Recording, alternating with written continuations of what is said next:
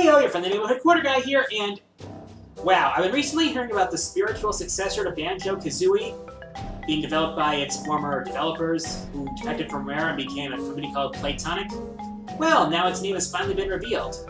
It was originally called Project Yooka-Laylee, but now it's being called Yooka-Laylee, and from what it looks like so far, it is definitely looking good. It's pretty much the spiritual successor to Banjo-Kazooie back from the N64 days, and it's gonna have the, looks like it's gonna have all the bells and whistles of the platformers of the day. I mean, collectibles, vast worlds to explore, colorful characters. Heck, they started a Kickstarter campaign for it, and oh my gosh, they met their campaign goal in 40 minutes after it started. The initial goal was $270,000, and already it's over 1.1 million. Wow. I mean, I'm at a loss. It's like, people must really be pining for the old days of platformers and colorful characters and games that are just plain fun. Oh, by the way, Grant Kirkhope and David Wise are doing music for that game. On the other hand, look at how far Konami has fallen. I mean, with PT, they had been hyping up something big, Silent Hills, a collaboration between Konami, Hideo Kojima, and Guillermo del Toro. And after some drama that went on between Kojima and Konami, plug's been pulled on the game. It's no more. Not only that, but Konami's delisted itself from the New York Stock Exchange. Makes me doubt where they're heading. And I miss the old Konami. I miss series like Gradius and Castlevania. I wish Konami would do something with those again, but no! And ever since buying out Hudson, they've pretty much forgotten that Hudson's properties exist, like Bomberman. It's just sad. At this rate, a lot of the big name AAA developers are gonna crash and burn, leaving the indie developers to forge a new industry. And while they deserve to based on business practices, it would be sad to see them go. Anyways, my next countdown, top 10 most wanted Smash 4 DLC characters, is in editing right now, so look forward to that. Fourth wall mailbag incoming!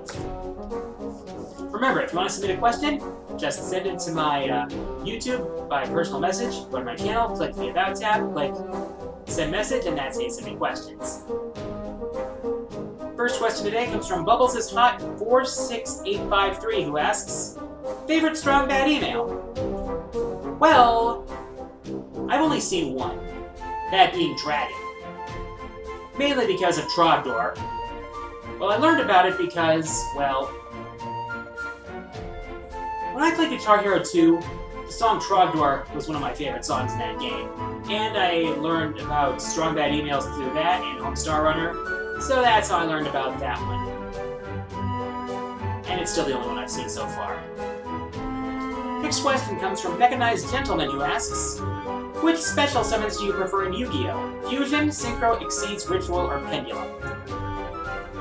Well, my favorites are the Synchros. Fusions were originally not very viable because the fusion requirements for most fusion monsters at the time were very specific. Nowadays they're a lot more relaxed, but back in the days they were pretty specific, and they still are kind of specific. Xyz can be too easy to summon. Rituals give you a huge loss of field and hand advantage for the most part. Pendulums, I'm not sure if they've quite hit their stride yet, but in some cases they're extremely overpowered, like the Clifford deck.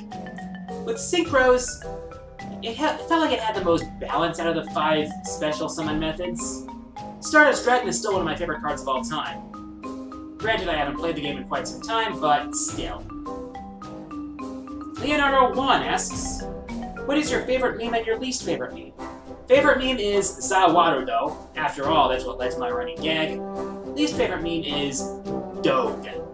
I mean, it's stupid and it just doesn't make sense. Like a lot of memes, I guess. And that's how I feel anyway. Eliezer Bukare asks, do you plan on having the Super Smash Bros. 4 Mewtwo DLC? I already have it.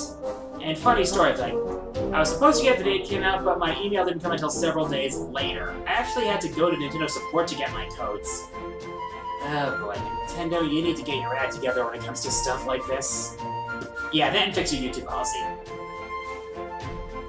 Finally, Brandon Schaefer asks, can you see why kids love the taste of Cinnamon Toast Crunch?